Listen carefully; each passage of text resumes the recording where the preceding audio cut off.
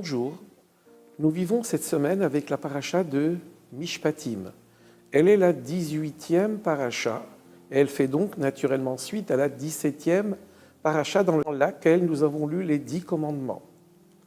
Eh bien, cette succession de 17 et 18 vient nous faire comprendre au travers du mot « Ve'ele amishpatim » et voici les commandements, les mitzvot, du fait qu'il y ait une conjonction de coordination et voici, c'est pour nous faire comprendre qu'il nous faut avoir le même égard avec toutes les lois énoncées, élaborées par nos sages et la Torah que nous avons reçue au Har Sinaï.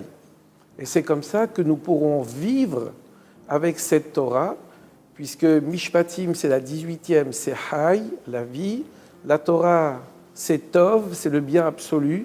Donc pour vivre avec le Tov, avec le 17, eh bien il nous faut suivre les enseignements de nos sages et décliner cette Torah en actes de la vie quotidienne. Nous savons qu'il existe 3 sortes de commandements, les Mishpatim, les Hukim et les Redut.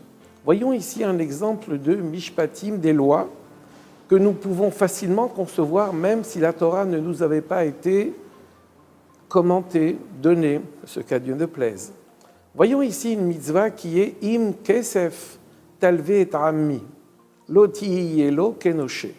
Si tu prêtes de l'argent à quelqu'un de mon peuple, ne sois pas envers lui comme un créancier. Rachid expliquait que ce im, si tu prêtes, n'est pas facultatif. Autrement dit, quand nous avons les moyens, nous devons prêter. Et une fois que l'argent est prêté, nous ne devons pas poursuivre et aller voir celui à qui nous avons prêté en lui demandant « Allez, dépêche-toi, rends-moi mon argent ». Bien sûr que non. Mais nous avons aussi un principe qui est « Chokav ou Mishpatav l'Israël ». C'est que toutes les mitzvot, tous les commandements que Dieu nous demande d'appliquer, il se les applique à lui-même, avant. Et donc il a lui aussi, Dieu, ce commandement de prêter. Im kesef talve et rami. Mais seulement Hachem ne nous prête pas tout ce dont nous avons besoin, mais il nous prête des forces pour qu'on puisse avoir le mérite d'accomplir la Torah, les mitzvot. Et bien de la même façon que nous n'avons pas à réclamer à quelqu'un le prêt que nous lui avons consenti, Dieu aussi ne peut pas être comme un nocher, comme un créancier, en venant nous dire « je vous ai accordé des forces, où sont les mitzvot, où sont les actions que j'attends de vous ?» Hachem attend avec patience que nous ayons le temps de lui rendre sous forme de Torah et de mitzvot toutes les forces qu'il nous a accordées. Et bien sûr que là, c'est un acte de mansuétude, un acte de générosité tout à fait important. Nous allons donner un exemple qui va illustrer ce commandement-là. Voilà qu'un roi prêtait souvent de l'argent à ses sujets, et les sujets ne lui rendaient pas souvent. Vient un homme lui dire « Mon roi, je voudrais te rendre ce que tu m'as donné, mais je n'en ai pas les moyens. » Le roi lui a dit « Va voir tous ceux à qui j'ai prêté, essaye de leur demander de me rembourser un petit peu.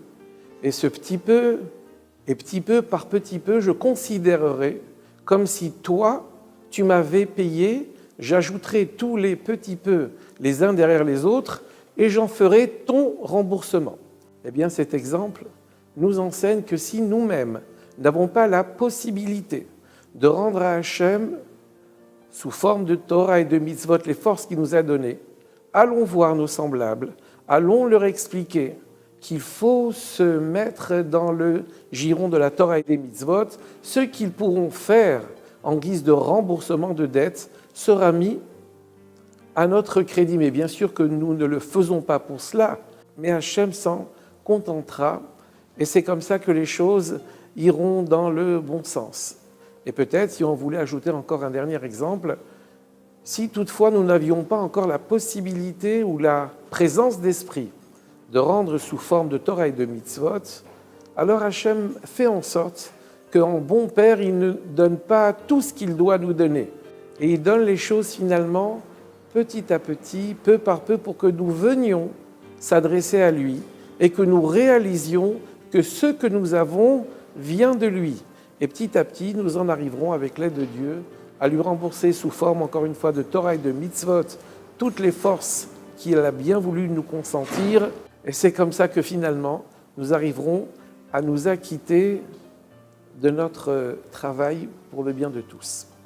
Au revoir.